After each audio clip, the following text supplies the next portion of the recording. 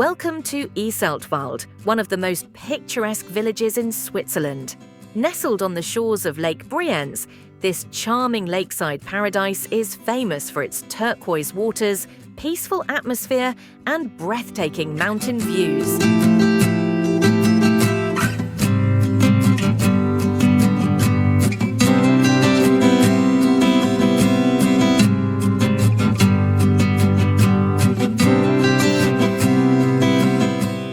The seaberg above the peninsula is the definitive landmark of Iseltwald.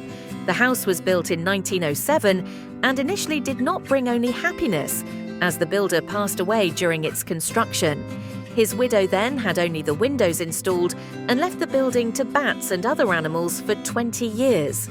Since 1927, the seaberg has been used for various purposes: as a convalescent home, as a domestic science and trade school, as well as a therapy centre. Currently, the seaberg is privately owned, so you cannot visit it, but of course, you can admire it from the outside.